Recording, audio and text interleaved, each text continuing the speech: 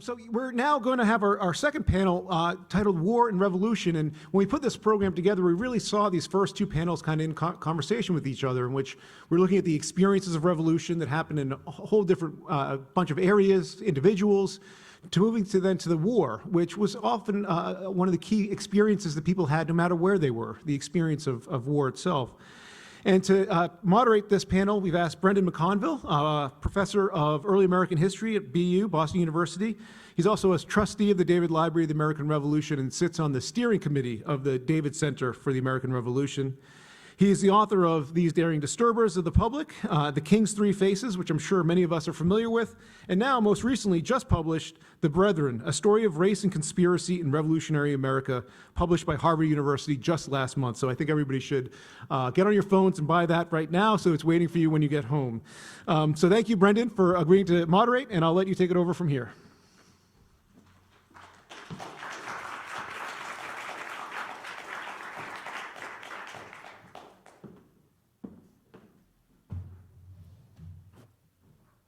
Hello? Yes. We're on. I wanted to thank Pat for that nice introduction, and as someone who has been involved from the beginning, it is very moving to me to see people here, and we're finally here at this day. I would also say, and I suppose take up a little of our time, just to say, as a member of the board and the steering committee and the conference committee, I did want to thank all the people of the David board, of the APS, its leadership, its staff, who have put in time to make this all happen. Those of you who have served on a committee with me know that I'm a master at appearing to be busy but actually shirking my duties. But actually many other people, most of the other people have been extremely devoted to this cause and devoted to making the merger between the two organizations and the new center work right. And it really is, to me, I hope that you'll all, sort of give them a silent round of applause, because they really have put in countless hours, and it is kind of warming to see that it finally has reached this fruition, and we're at the beginning of something rather than at the end of something. But that we're at the end of the beginning and the beginning of something new. But I did want to again thank those people and the members of the board and the APS officers and staff. It's really been quite remarkable how much of themselves they were willing to devote to this process to get us here. Finally, before I begin the program, I would say that those of you who have went to the breakfast this morning know that when we say light breakfast, we mean light breakfast, and that the new center will be run on frugal guidelines. There will be no waste in the new center. Our light breakfast is a prudent light breakfast. So with that all said, I wanted to begin our conversation by introducing our three panelists who we're very fortunate and happy to have with us today. David Wahlstriker, to my immediate right here, teaches history at the Graduate Center of the University of New York and is the author of 3 books concerned with the American Revolution and nation-making. In the midst of perpetual threats, the making of American nationalism, 1776 to 1820, Runaway America, Benjamin Franklin's Slavery and the American Revolution, and Slavery's Constitution, From Revolution to Ratification. Most recently, he has co-edited with Van Goss, Revolutions and Reconstructions, Black Politics in the Long 19th Century, and he is at the moment revising a manuscript of a biography, The Odyssey of Phyllis Wheatley. Rebecca Brannon is an associate professor of early American history at James Madison University. Her first book, From Revolution to Reunion, the reintegration of South Carolina Loyalists, came out in 2016 from the University of South Carolina Press. It won the George C. Rogers Award for the best book of the year in South Carolina history. She has also co-edited a 2019 collection of essays entitled The Consequences of Loyalism, Essays in Honor of Robert Calhoun. She is currently working on 2 book projects. One is a national study of how the Loyalists reintegrated into the United States. The other is a book on the Founding Fathers writ large and their experiences with old age. Our third panelist is Kieran O'Keefe, who has earned his PhD recently in history from the George Washington University in Washington, D.C. He is currently working on his book manuscript, tentatively entitled Suffering for the Crown, Hudson Valley Loyalists, Violence, and Forced Migration in Revolutionary America. This study explores how violence and forced migration to Canada shaped Loyalist communities during and after the Revolutionary War. During the 2021-2022 academic year, Kieran is the postdoctoral fellow in the Revolutionary Era Studies, at Siena College's McCormick Center for the Study of the American Revolution. And I think we're fortunate to have all three panelists with us today.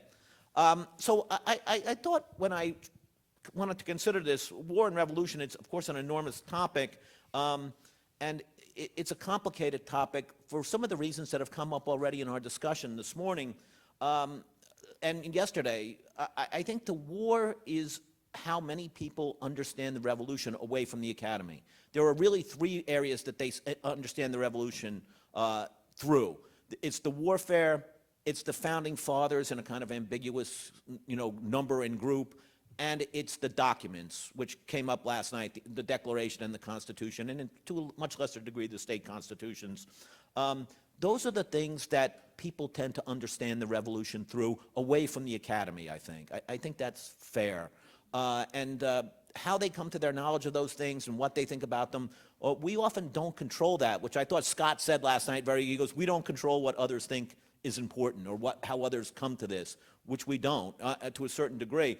But we are aware of this, I think, the importance of those three things, and in the case of our panel, the importance of war.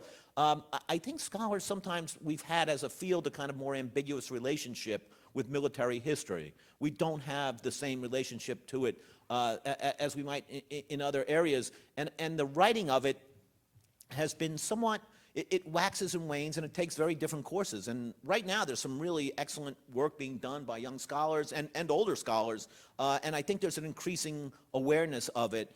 And I think that the reason for that in the profession is that it allows us entry and allows us a viewpoint and vantage point on a lot of people that we wouldn't see otherwise, because of the way the war is fought, because of how many people are mobilized, because of the course of events, because of what happens. It gives us a source base and a window to look into their lives and to look into their experiences of how they understood the revolution, how they lived it, how they lived the war, and how they lived its aftermath. I thought too, and then I want to ask the panel and sort of open up the question period with the panel, but I've also thought that one of the things that came up when we were talking sort of before the conference, particularly David and I remember the work of John Shai very strongly, how he, in the mid-'70s, began this sort of, even before, he had written distinguished work before, but had written a series of essays which got published as A People Numerous and Armed, that it was more of a social and cultural history of the war and its fighting. It was one of the books by scholars that reached a broader audience. And I think one of the things that gave that book its power, if you reread, I reread its essays, to prepare for the conference. But one thing that has struck me, and it struck me in our conversations, particularly in our conversations, which really have, quite understandably, focused on the relationship of how we will remember 2026, how it will be remembered in terms of where we are right now as a society, is that Shai was writing in the shadow of the Vietnam War and its aftermath. And one of the things that this new scholarship, to a degree, reflects, but I think is also going to encourage people to look at military history again, and which is encouraging a certain type of writing, or will encourage a certain type of writing as we go forward, is that we are now in the shadow of these long wars that have just ended. And although that hasn't been mentioned in the present moment in the conference thus far, we're in the shadow of those wars and what's happened. And as you get sort of away from the academy, so to speak, and talk to people in the society, there's more built up emotion and more built up. And what happened recently in Afghanistan is just one sort of symptom or one sign of how emotional what's happening and what's happened across the society and across its many levels and sort of class levels, its different racial and cultural groups, how those things have impacted people, and the images of them, the way they receive those images have impacted. So as we go forward and sort of discuss what's going to happen, as we use this notion of how we discuss the war as scholars and as we go forward, I think that keeping that in mind, that we're living in the shadow of those things, and it may not be as heavy a shadow in the academy because there was no draft and this, but many people were impacted and affected and exposed, and the bombardment of images that have come have impacted us all to some degree, I think. And we're writing that history now and sort of reconnecting with that history of the war of the American Revolution with others, and that war gives us both a conduit and a kind of a way of trying to relating to people, living those experiences, and of course it also has its global dimensions. The War of the American Revolution has a global dimension. It has these various other dimensions that allow us that. So that having said, I wanted to begin with a kind of broad question. I was thinking last night as I was going to sleep, if you've dealt with Pat Sparrow, it's like, okay, give me one word on why the Declaration's important. It's totally awesome, like people started coming to think, I can't do that, I'm too verbose, I suppose. But the thing that I would ask is a big question which will open some things up, which is, do you think the war makes the revolution more revolutionary, or does it inhibit change? Does it make it more radical, or does it make it more conservative? And maybe that's a kind of crude way or simple way to put it, but I think it opens up a kind of way of thinking, what is the impact on the war for those who lived it and their experience as political and social and economic revolutionaries? So if someone wants to start with David, if you want to talk about that a little bit. Oh, do I have to be the old guy who's first? Right. You are nominated. Well, you're to the immediate right, David, of me, so there Okay. you go, right? Okay. Well, the question of how revolutionary the American Revolution is a venerable way that we've tried to approach these questions of how to get our minds around it, and also how to tell a story that's encompassing of where it comes from, what happens, and what the results are. And there's nothing wrong with that, and it's one of our favorite chestnuts that's never going to go away. But it might, in order to answer the question as some of the questions we've heard already that the first panels got us off to such a great start on, and that Brendan just asked, might be to notice that already in 1775, people in North America are saying that a civil war has begun. Before they start talking about it as a revolution, and before they knew that it would actually be a nation-making revolution, they knew it was a civil war. And what if we took that understanding and applied it to what turned out to be a long war, as civil wars often have been, and maybe even to the longer, the whole period in terms of where does a civil war come from and what tend to be the results of civil war. And I take part of my inspiration for putting this out there is a couple of essays, or a couple of versions of the same essay that David Armitage wrote some years ago, not long ago, when he was working on, and in the aftermath of his book on the idea of civil war in history. And he argued that really our whole modern idea of revolution actually comes out of a longer grappling with how to think about civil wars, whose fault they are, what the results are, and that actually he even has suggested that that revolution is just a species of which civil war is the genus in terms of the intellectual history of the concept, and how they were used politically, especially in battles in over what government should be and how it should work, and how to think about what the results were. So what? Go ahead. Do I- so- no, go ahead. okay, have I reached time already? Well, okay. So what might be one of the payoffs? I'll try to. So one of the payoffs for thinking about the revolution as a civil war, for me, as I'm thinking, is that it might get us beyond what I'm noticing, especially recently, as a disturbing tendency to say that, okay, now that we see black people in the Revolutionary era, now that we see slavery as having been implicated in the revolutionary struggle, was it pro-slavery or anti-slavery? Did it bend toward justice, or did it keep slavery going and tell us this thing about our past, that slavery is foundational to the United States? When I think what the scholarship really shows us is that the revolution went in both pro-slavery and anti-slavery directions, and that people really didn't know what was going to happen, and that was an essential part of the struggle. And anyone who knew about civil wars could have predicted that, because wars free slaves, and war makes slaves. And that is something that people knew.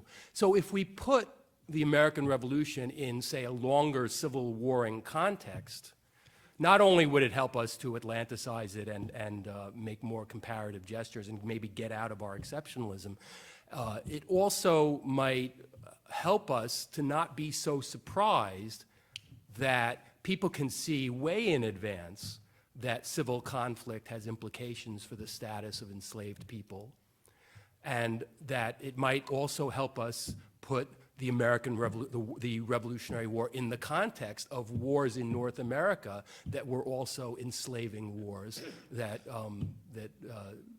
that other folks who are here know more about than I do, but I've been struck by just how normal it is for wars to enslave people and to liberate slaves, and that that is really something that's understood at the time, and that one can say that that is even more so in the Revolutionary War, but that it would take this burden off of the revolution to have to be just one thing or the other, or to even and of course it also, I think, would help us get the revolution closer to the Civil War that is an ultimate outcome of the American Revolution, the American Civil War, which we take for granted was somehow and in complicated ways about slavery, and maybe make it easier for us to see the American Civil War as a second American Revolution of a different kind that results because of the strange civil warring of the first.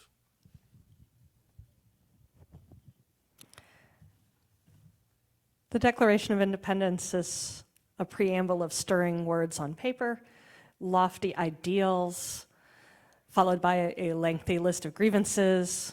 Rob Parkinson makes an interesting case in his work that it's already born of the exigencies of war making in the middle of a civil war. War makes meanings, right? We're here to talk about the meanings of independence, and words on paper, as interpreted by the lived experience of so many people who lived through war, is what makes these meanings. Is it more radical or more conservative? It depends on your lived experience of war. It can radicalize people and make them more conservative all at the same time. There's nothing in the experience, the lived experience of the American Revolution for many American loyalists that changes their fundamental concern that while human dignity is a noble and instrumental pursuit, that the right way to achieve universal human dignity is through a civil war or through the throwing over of a perfectly good, if slightly flawed government in order to create a new government controlled by oligarchs you may or may not like or trust, that you have good reason to distrust their motivations and their likely outcome.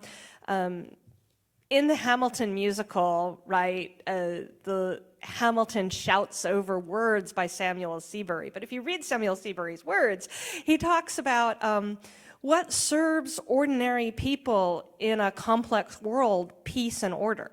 What makes it possible for you to live a life of dignity, being able to get your crops to market. And there's nothing in this lived experience of the war that changes people's minds. If anything, it makes good government seem harder to enact, right? The people in the southern colonies learn what it's like to have swinging wildly between different governments, to have local militias serve as the de facto police and terrorist arm of whichever faction is in control of the government at that moment. And learn a sort of healthy distrust.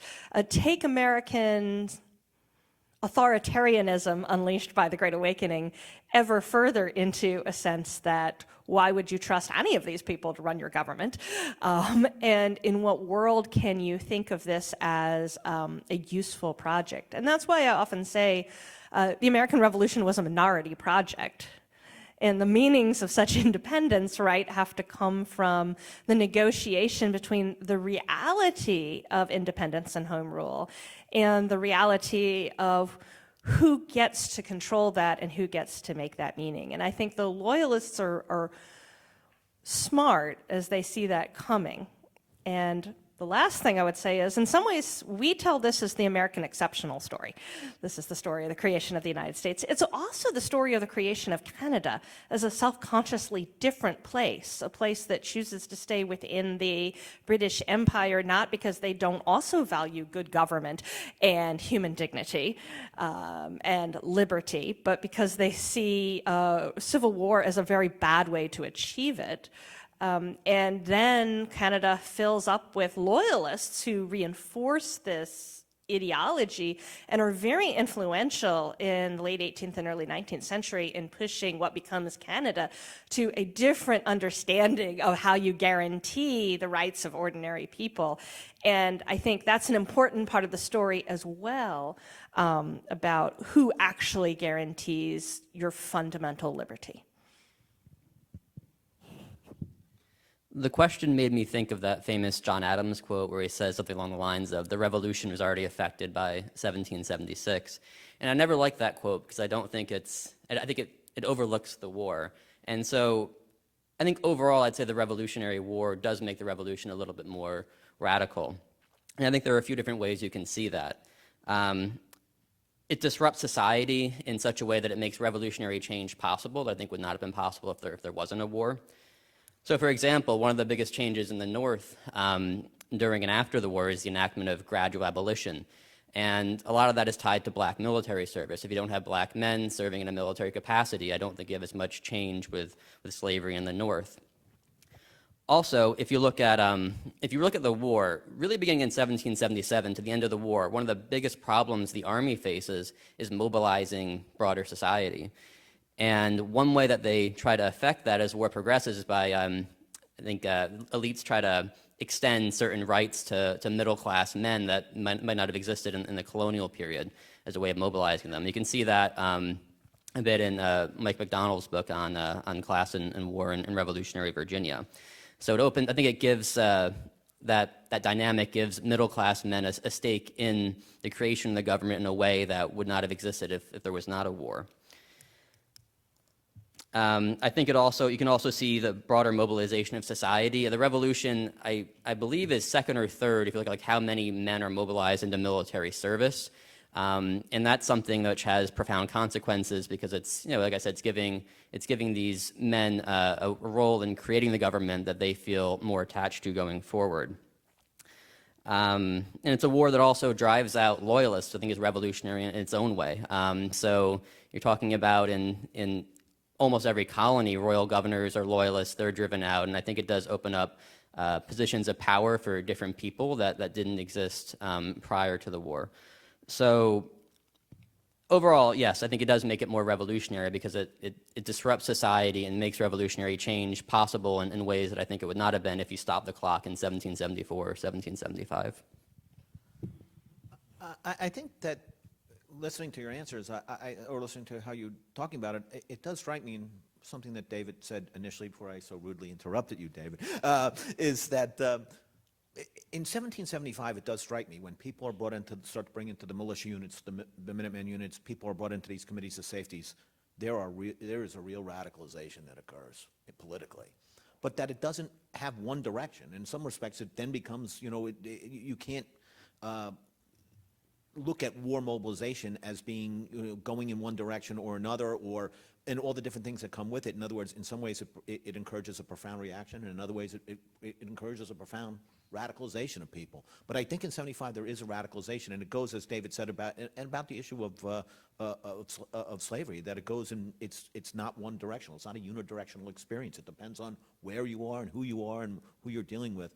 I do think that another question that it does strike me as we go forward and sort of try to think about this, is do you see the war which leads to a massive economic reordering of the society in many respects, and a massive injection of liquidity into its economy, a massive injection of French gold as the French enter the war?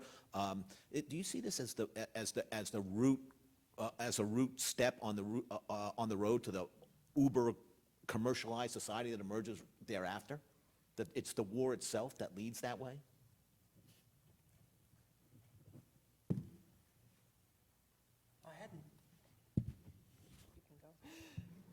Well, I don't want to set a precedent for some order, but I hadn't thought of it as creating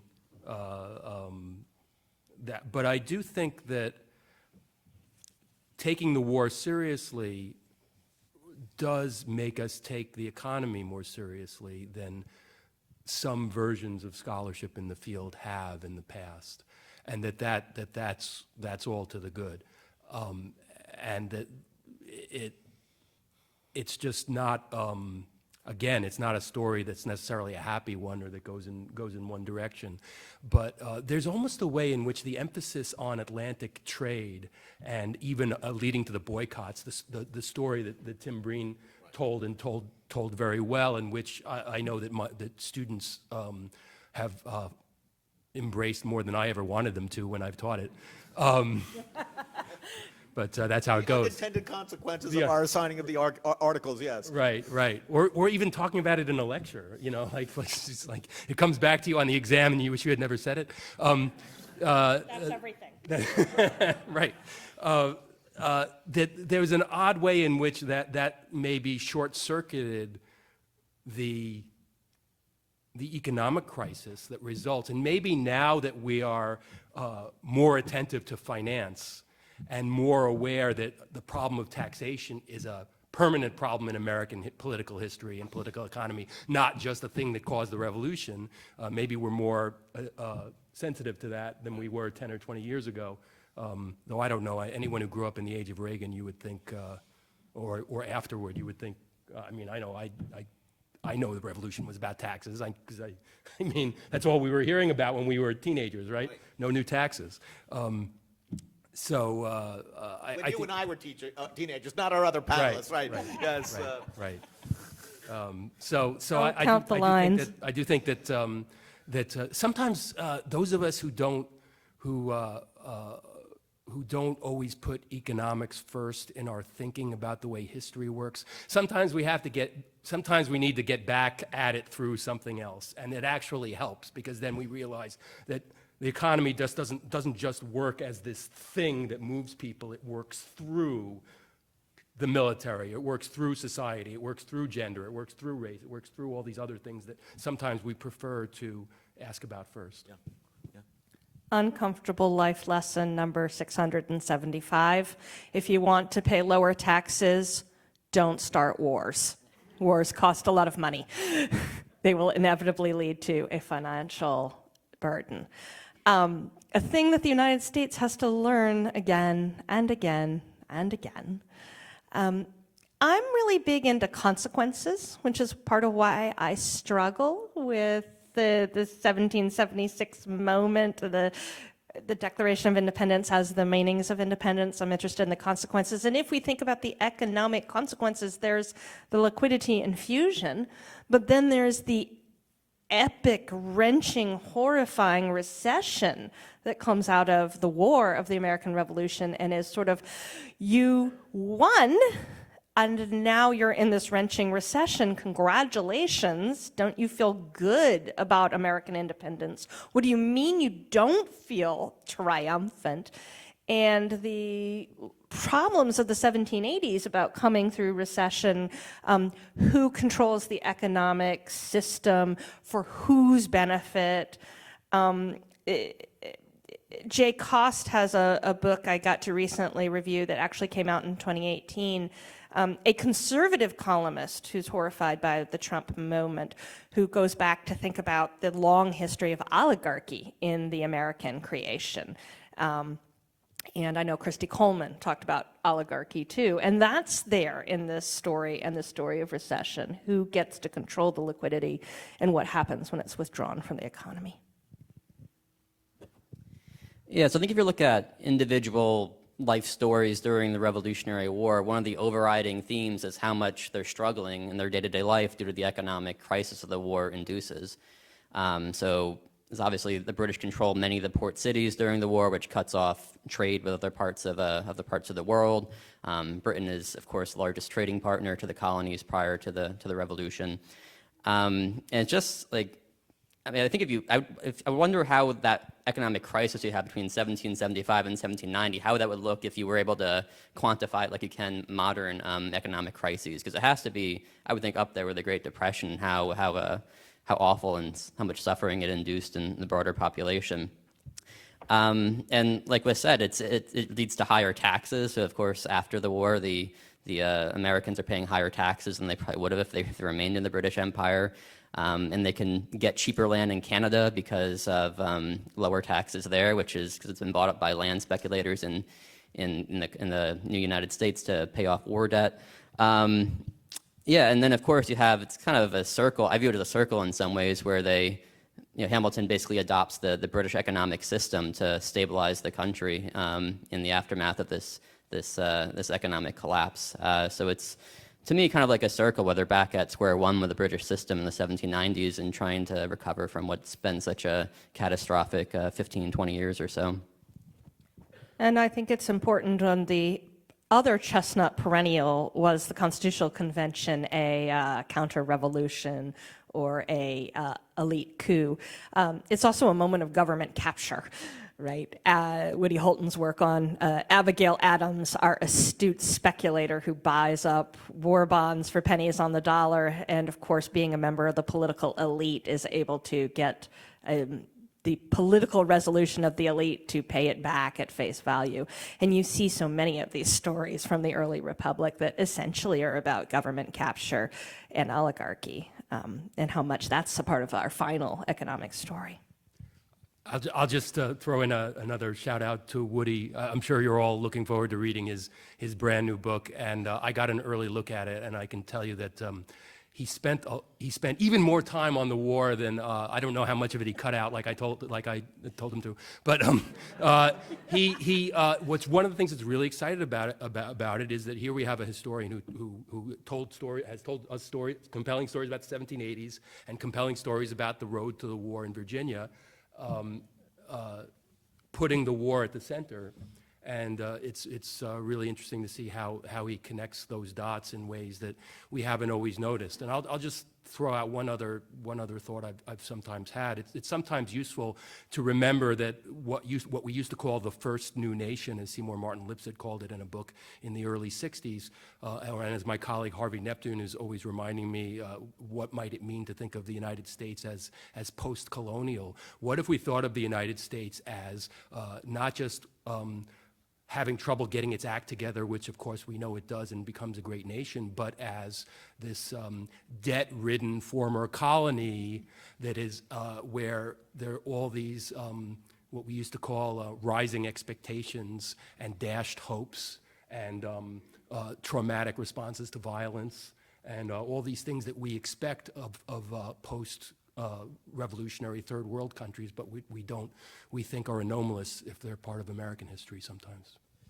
Do you think that the fighting and the whole way the war restructures economic relationships and all those sort of factors, does that change the ideological tone of the revolution? Because one of the things we were talking about in the conference before, and David and I were especially talking about, was in the previous generation of scholarship, and some of it written by my advisor, Gordon Wood, and others, Pocock and Bernard Bale and others, this notion of civic virtue, based in a classical model, is based on the willingness to serve in the military and fight and die. But they completely ignored that. They didn't particularly, there was no sort of discussion of how who fought and why, and the way the fighting unfolded changed these sort of ideological structures within the revolution, or the constitutional structures within the revolution. And I think that sort of leaves an opportunity for us here in this room, now reassessing it, to sort of re-examine and rewrite on that level. And I wonder what you think about that.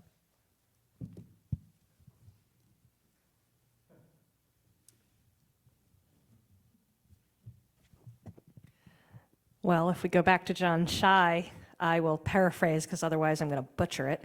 But he has this great line about, how did a nation so that managed to reestablish order and peacefulness and stability come out of a war like this, where, some sizable percentage of the population was against the entire war, and others were swept up in the trauma of it. And I think that seems like a good question still to me about, what kind of nation is it that can rip itself apart and then put itself back together? One way we might think about the answer to that question, what happens to military participation or militia service in civic virtue and in republicanism, and thus in the identity of the citizen, is that on the one hand, all that participation in things like boycotts and in crowd actions and in for me, reading the newspaper, learning how to talk the talk of liberty, that so many people could do, it does level out that sense that the real Republican is the person who serves in arms. On the other hand, there are so many people who come so close to serving in arms or actually doing so, so that you have this this democratization of the model, but that doesn't mean it goes away. And there just below the surface, there's a lot of people saying, I think there's a lot of people feeling in the 1770s and 80s, and I think Tom Cutterham gets at some of this in his book Gentlemen Revolutionaries, where you have people are just feeling like, who are you to talk this talk? I suffered more than you, I served more than you, I have a more elite status than you, and then other people are challenging them on that, and that's a generational experience that goes on and doesn't get easily resolved, and maybe it would be helpful to think of that as something that happens in a civil war, where there are a lot of stories being told, everyone's constantly telling stories about what the war means, but people also have their own stories and how it has affected them, and their sense of who they'll listen to and who they'll believe may be based on perceptions of who they think did what and why. Daniel Shays is the perfect example of what you're talking about. When he meets at Springfield Armory, when they said to him, "What are you doing here?" And I'm here to save the revolution. The revolution, I fought for. And he says something to that effect. I mean, that's not an exact quote. But I just want to ask two more questions to our panelists, and I want to open it up so we can talk to the audience and talk online. Do you think, and I think there was an element of this to what David just said, but in what all you said, I see a lot of these people permanently either scarred or that the entire generation who lives through the war itself is the center of their, central event that they live through in their lives. Not everyone, and that it has scars and meanings and stresses that go on until that generation.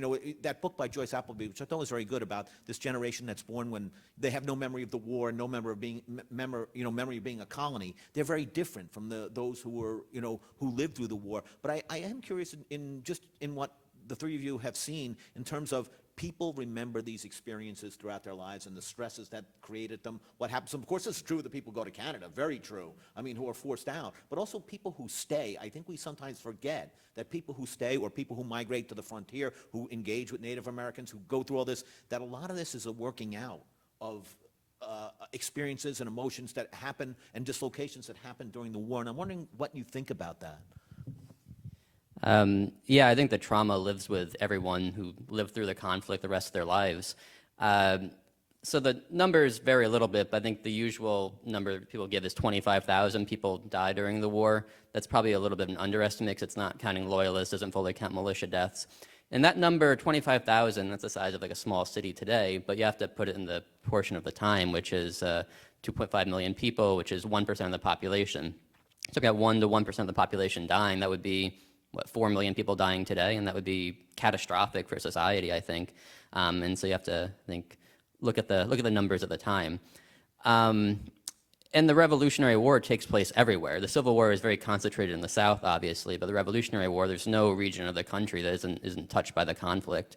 And even if they're not directly touched by violence or touched by economic shortages, touched by family and friends being driven out because they're loyalists, or men being drafted into the army, and you have men coming back after the war who are disabled with amputations from being shot in the arm or leg, losing limbs. And so, yeah, I think the trauma and that experience lives with them the rest of their lives. I came across a story once from a woman in Westchester County, which is maybe hit worse than any other place of the entire war. And there's a famous article by Sung Ba Kim looking at Westchester County. And And this one woman was describing in like the 1840s how her mother, until like the very end of her life, whenever a dog barked at night, she freaked out, jumped out of bed, because when she was alive during the war, she remembered that meant that loyalists or revolutionaries were coming by and possibly plundering, threatening them. So yeah, it's definitely at the center of their lives, center of their experiences, and I think center of their identities in many ways, this very traumatic and scarring experience that they have for 8 years. Absolutely, the trauma. If you read the veterans' pension applications, it comes through live and clear. We talk about civic duty and honor, and yet the war I read about in the southern colonies leaves a lot of honor to be desired. So you read about torture and capture, and the growing realization of people in militias, both loyalist and patriot, that you might as well fight to the death because you're not sure you will survive if you allow yourself to be taken prisoner. Remember Tarleton or Gibbon Buford's play become calling cards to proctor and teach others not to take prisoners, but to just fall on them and kill them. They come up with all kinds of ways to torture people and to hang them as suspected spies in the woods. And you read all of this. I've written about one by Moses Hall, who in his veterans application talks about being radicalized, but not by grand ideals, but by coming home and finding his older mother had been whipped by the other side's militia. And that's what radicalizes him and infuriates him. And that kind of trauma, and you see it in all kinds of parts of the population. So Lauren Duvall talking so movingly earlier today about what it's like to live in a home that's suddenly occupied territory and a site of conflict and not a site of removal. And Sean Gallagher's work on people who think they've made it to freedom from being enslaved and find themselves simply used as a bounty to reward somebody else for their service, and that kind of trauma writ large through the population. I think that there's no denying, especially if they're listening to two historians of the Loyalists, who can, of course, own this question about trauma. There's no denying that getting more real about how violent the American Revolution was, and thinking about it as a civil war. There's no getting around the fact that we're talking about Southernizing the narrative, and of course, seeing the centrality of slavery in the presence of African Americans does that too. But the fighting, as Rob Parkinson has demonstrated so well, the actual fighting of the war and the making of the nation was also a process of telling stories and myth making. And one of the wonderful things about the late Al Young's work was the way that in arguing that there were radical dimensions of the American Revolution for ordinary people who felt empowered to take their destiny in their own hands and participate in politics, in the case of someone like the shoemaker in Boston and his peers that he wrote about, is that he had to answer the question, well, if this happened, how is it that we've forgotten it? And he started to write in numerous publications about how the memory of things like the Tea Party and changed over time, and that there's this process of willful forgetting of the trauma that is central, that is not just explains how, doesn't just explain how we forgot this Civil War dimension, but it also was central to anything, to the long process of the American Revolution. And in Rob's work, we can see it already happening in, for example, that John Adams quote, where he says, the revolution was in the hearts and the minds of the people. It was done by 1775. That's politics. And maybe this moment that we're in, where we can see myths, different stories being spun out of, for example, what happened on January 6th, should remind us that this is politics all the time, only more so in a time of after a civil war, after a revolution, and in a process of nation making where you've got to get people who have nothing in common on the same page. Yeah. I think that there's, in what all three of you said, there's a lot to that, and there's a lot how we think about it now and going forward. And it isn't that people haven't, like Al Young and that volume that was done by Ron Hoffman, and even more recent War and Society volume, it was done, I think, in 2016. Judy Van Buskirk was who was here last night. I don't know, Judy, are you here now? No, but she was one of the contributors to that. A number of people have contributed to that, but I do think that's important. I'm going to ask one lightning round Pat Sparrow type question, then I want to open it up to the audience.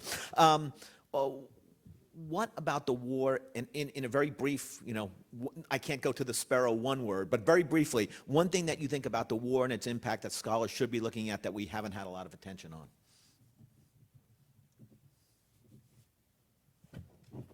One topic that comes to mind for me, which was a bit of an issue when I was writing my dissertation, is Loyalist land confiscation. There's not a whole lot on what happens to all this land that's confiscated by different state governments during the war. And that's something that I think is open for scholarship. Yeah, look through the Saintly Charles Wilson Peel papers. The Peels are involved in those confiscations up to their neck. I mean, he's involved, and in a heavy way. And he later then goes on to say, oh, gee, I guess I got carried away seizing your family property. Sorry, in the 1780s and 1790s, or yeah, geez, I guess we shouldn't have been so hard on, these people as we seized their property. But he was involved in those right here in Philadelphia. It's one of those things that really has been underwritten, I think, on it. David, do you have something?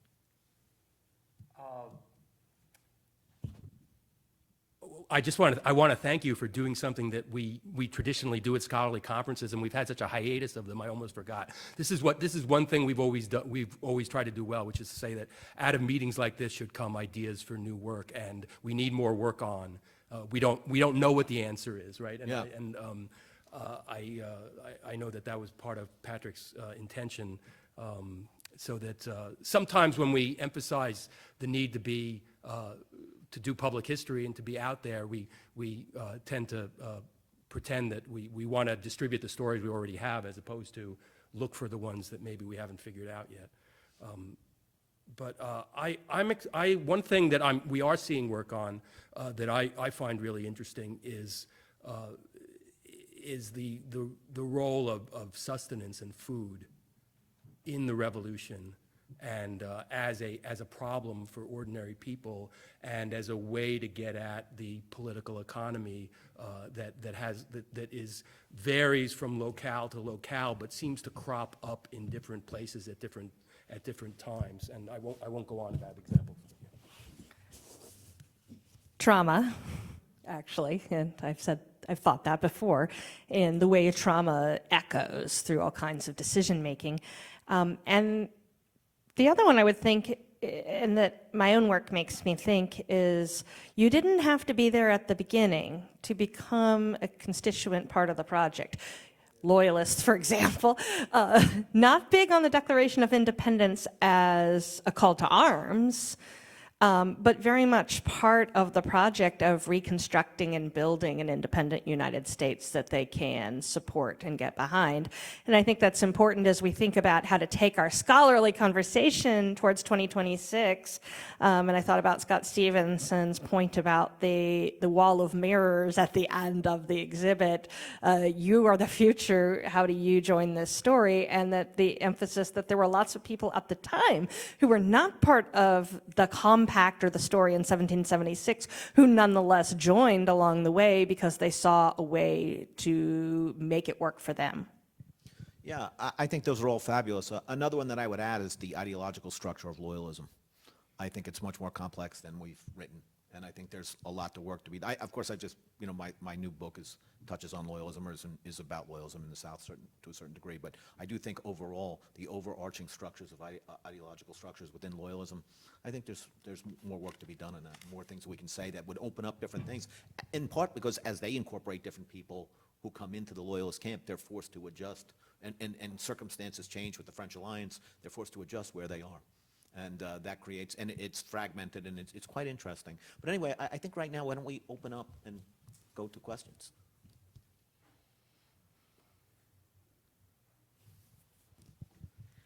Thank you. Thank you for a wonderful discussion. I just had a question. I was just thinking about how if many of us in this room were living at the time of the American Revolution, or even before it, we would already be traumatized by the amount of violence that was taking place in the society that we were living in. So I was wondering if you could reflect on how you write a history of war that's happening in an already violent society, and also how you might go about communicating that to a wider public. You know, how do you deal with telling stories about a time that most of us would just find traumatic, even in its sort of baseline levels of violence?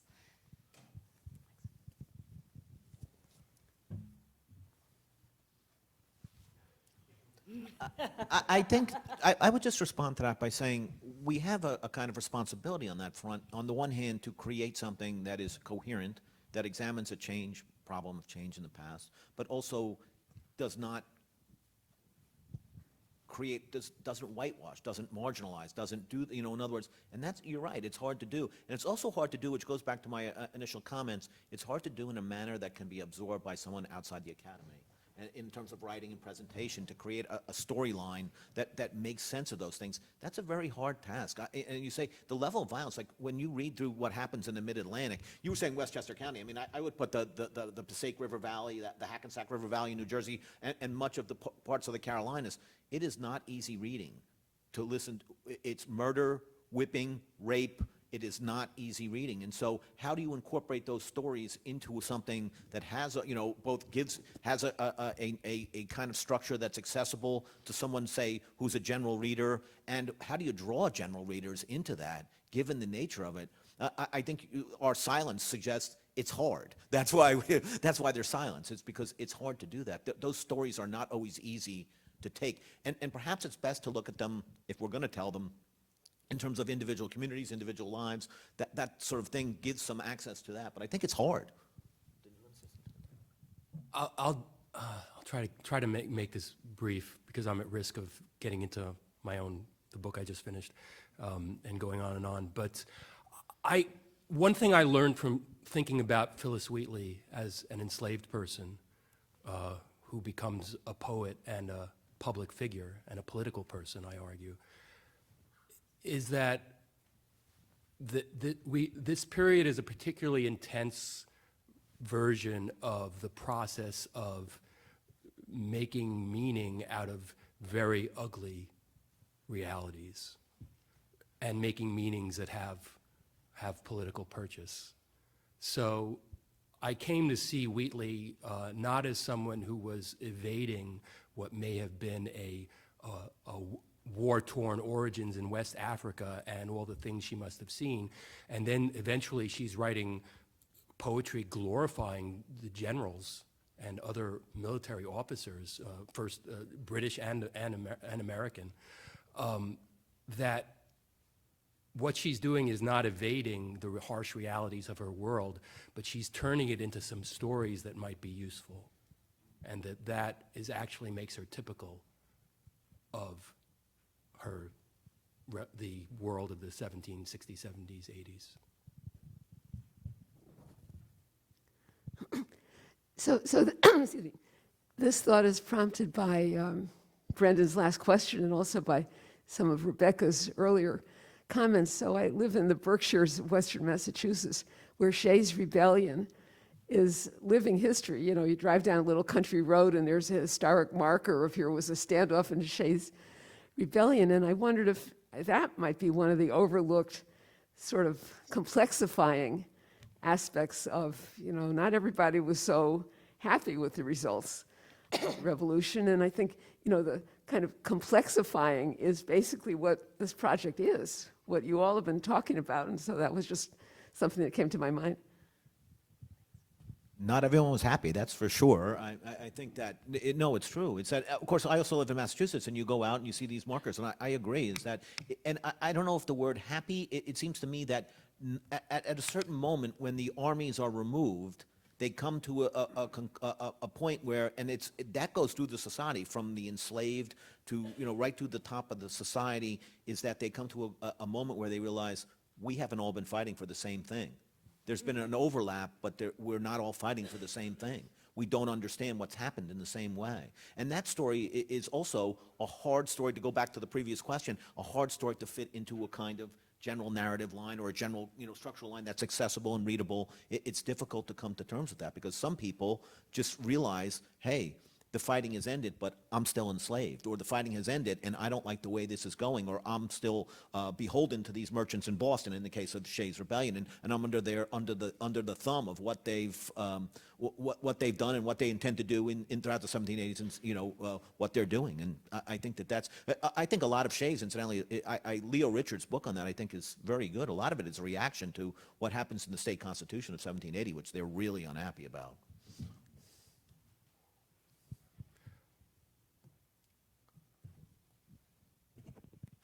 I think I would just say that all of this makes me think about, to go back to Emma's question, a lot of people live with a lot of trauma today too. And I find myself thinking more and more about some of the continuity and parallels. The war brings home the reality of rape and sexual assault to elite women who felt somewhat insulated. So if you read Eliza Pinckney's papers during the war, she's a little terrified of the approach of British troops, and for good reason.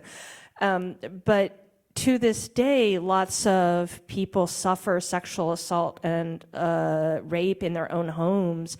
That level of trauma is actually with our population all the time. And the other one that is not revolutionary specific, but I keep thinking about, is how much distrust in places like Boston of variolation for smallpox came from the fact that the upper class got this sort of inoculation and refused to quarantine or follow any of the rules, thereby ruthlessly exposing everyone who, in today's lovely term, was an essential worker and had to work in person. And that kind of income inequality and therefore trauma for much of the population that is still a part of our lives today.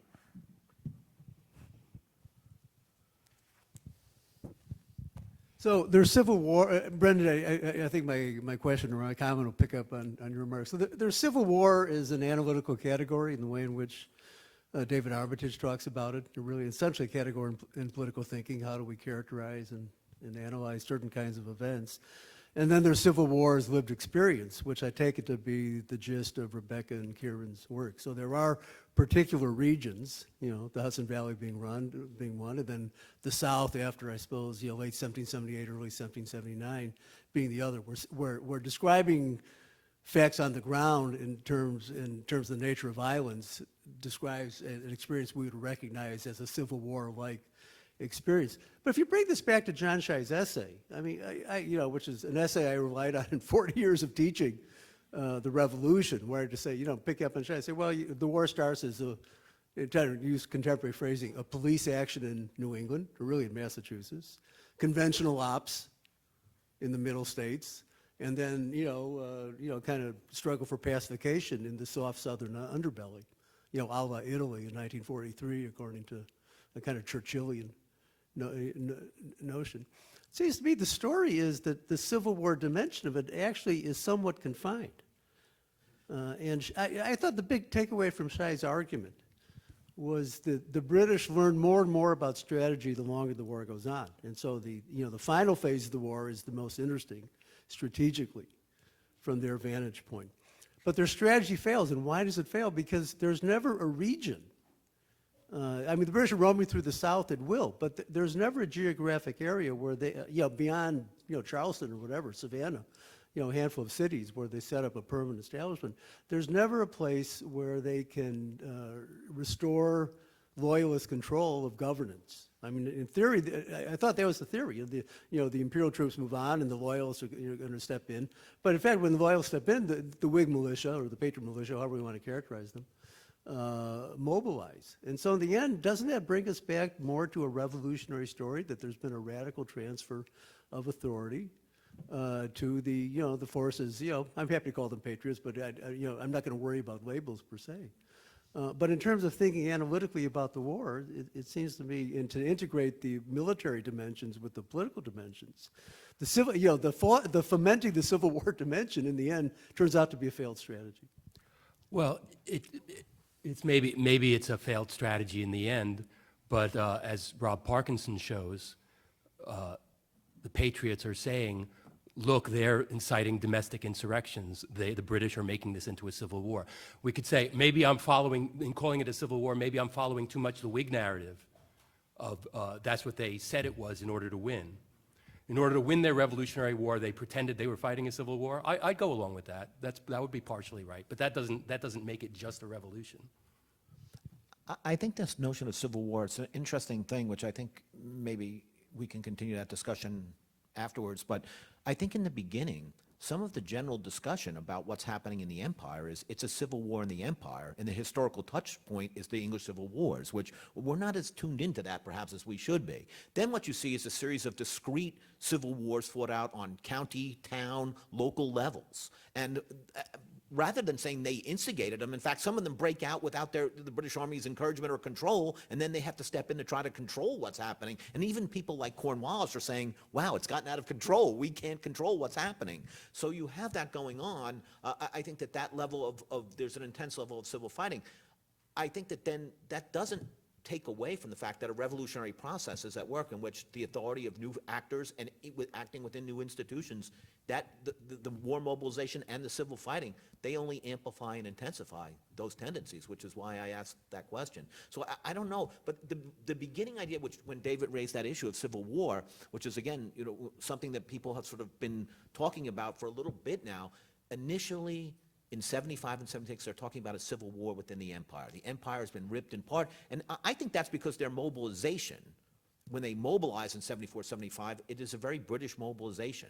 And the historical touch points, they're looking back out of the Civil War and the Glorious Revolution, and they see it as a British thing. You don't get that injection of enlightened recreation, I think, until you get to independence. And then that takes on more life of its own and is injected in as they try to create Republican governments and inject a heavy dose of classical rhetoric into that process, which I do. But there's civil fighting on the local level, on the town and county level, which is completely out of the control of the armies. The neutral ground in New Jersey and Westchester County is a good place to look at things and look at the issues because they're between the two armies, and that's what the impelling or motivating thing is, that they're between, and therefore they're forced into actions and proclamations of allegiance that they might otherwise have avoided. Because I do think another thing that happens, and it also happens a lot in Civil War, is that a lot of people either change sides a lot, or they also say, gee, I wish this wasn't happening and I don't want to get involved. Please don't mobilize me. Or they're fighting for one side and then they're fighting for another side, and they don't see an incongruency in that. And I think that happens a lot in the South.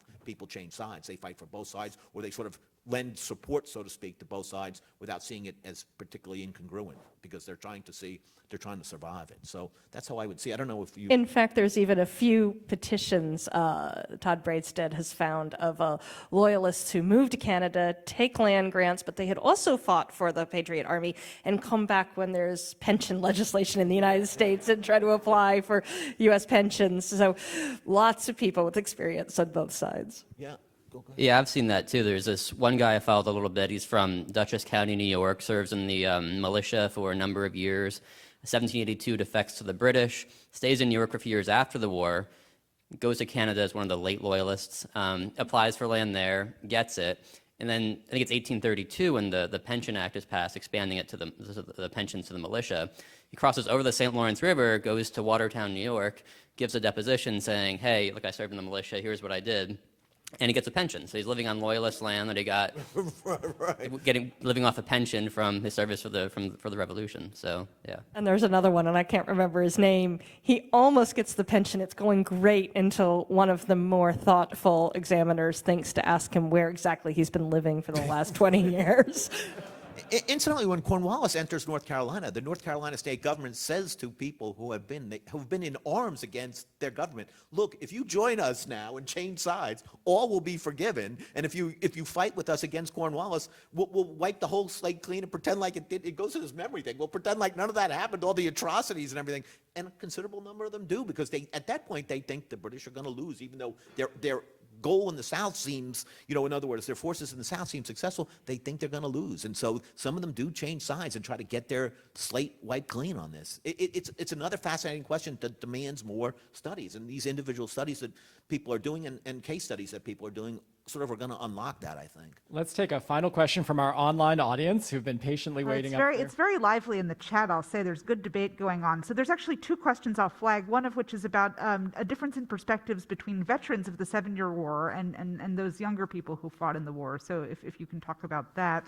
And then maybe a good one to end on is given the association of the war with the founding of the nation, is it possible to overcome the relentless romanticization of the war and its American military leaders?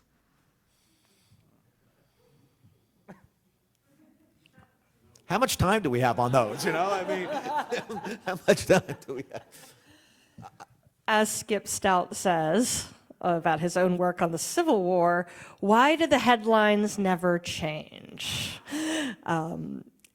It'd be nice if we could do something about this romanticization of war, but we do not seem to be having very much luck on that.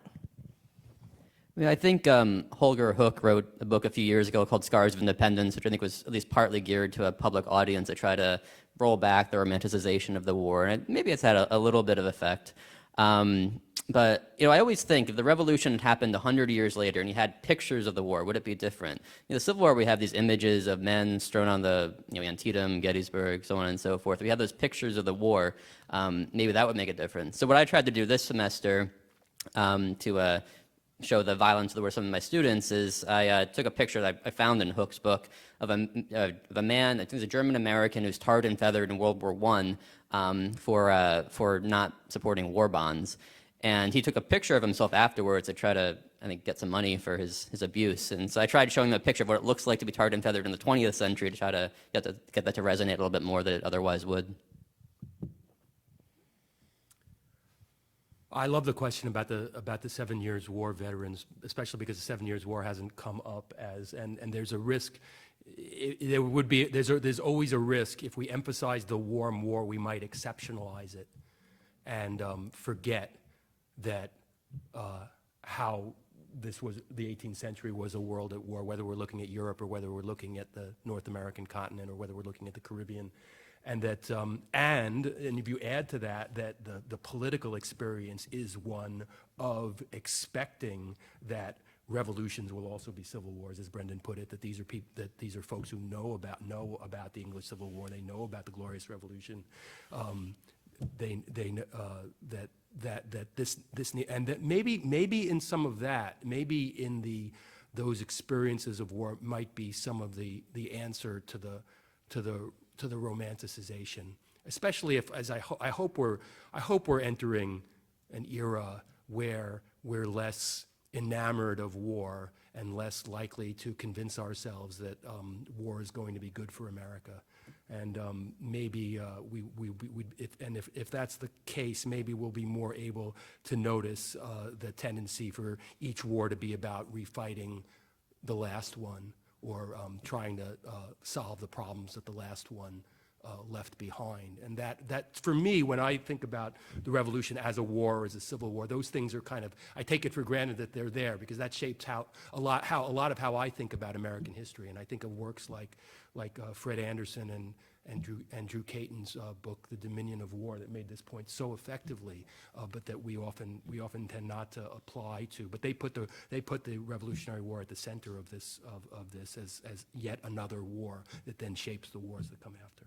Yeah, I think just to quickly answer the inquiries that came online, there's a fabulous quote from Mercy Otis Warren writing to John Adams in 1778, and she says, "There's a French fleet in Boston Harbor. Holy cow." Like, none of the older generation who remember the 7 Years' War are believing that this alliance is real. No one trusts these Frenchmen. We don't trust them. It's only the younger generation who has no memory of that 7 Years' War, say born around 1760 and now maybe fighting at this point. Now they're 18 years old, they're involved in the fighting or they're involved in the war. They embrace the French as friends and allies, but the older generation just see them as, sneaky French, ready to, using this to sneak in there. And of course, there's more to be said about that, about the French alliance, I think, its impact ideologically. I also think there's more to say about the British Peace Commission of 1778, when they come, what they intend, how people respond to them on a popular level, how Congress responds to them.